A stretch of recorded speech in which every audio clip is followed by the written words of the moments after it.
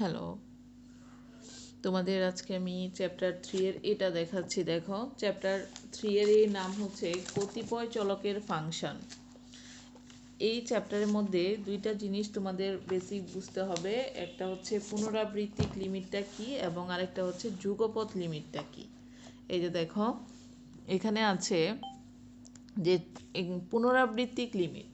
পুনরাবৃত্তিক limit কি? এখানে দেওয়া আছে limit x tends to a, limit Y tends to b f of x y equal to limit Y tends to b limit x tends to A F of x y. তো এখানে এই দুইটা limit যদি পরস্পর সমান হয় তাহলে সেটাকে বলা হবে পুনরাবৃত্তিক লিমিট বিদ্যমান, আর যদি অসমান হয় তাহলে সেটা বিদ্যমান নয়। তো পুনরাবৃত্তিক মানে কি? একটার পর আরেকটা লিমিট থাকবে।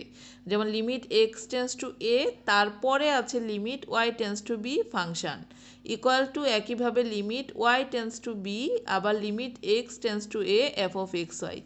এইটাকে বলা হয় পুনরাবৃত্তিক লিমিট।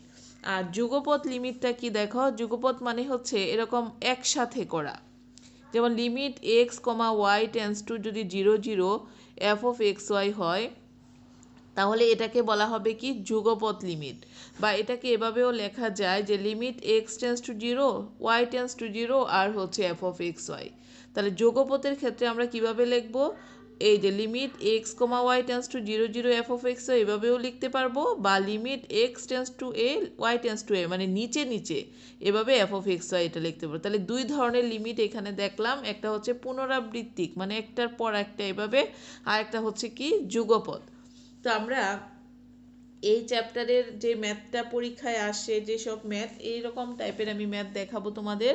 যেমন এক্সাম্পল নাম্বার 12 যেটা, এটা পরীক্ষায় আসে, যদি f of x y equal to x minus y by x plus y হয় তবে দেখাও যে limit x tends to 0 limit Y tends to 0 F of x y not equal limit Y tends to 0 limit x tends to 0 F of x y হবে।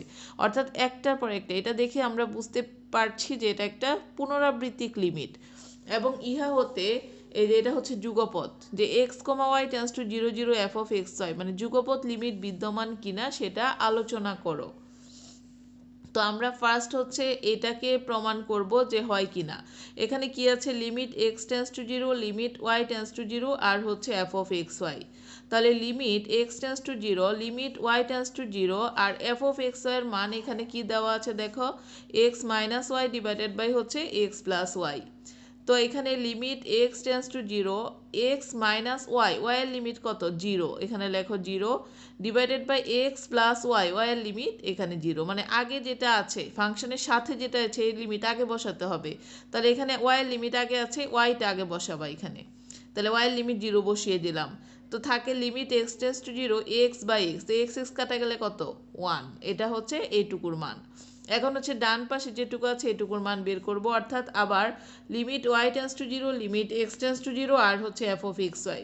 তো limit Y tends to 0 limit x tends to 0 F of x y এর মান কিন্তু এই যে এটাই, অর্থাৎ x minus y divided by হচ্ছে এক্স প্লাস ওয়াই।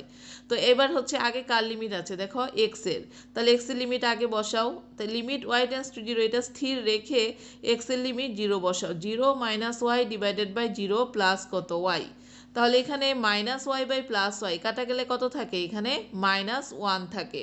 তাহলে আগেরটাই পেয়েছি +1, এখন পেয়েছি -1, দুইটা কিন্তু সমান হয়নি। তো আমরা লিখতে পারবো সুতরাং এই যে এখান থেকে limit x tends to 0 y tends to 0 F of x y ছিল এখানে, আর এই যে এখানে হচ্ছে limit Y tends to 0 limit x tends to 0 F of x y, দুইটা সমান নয় মানে নট ইকুয়াল।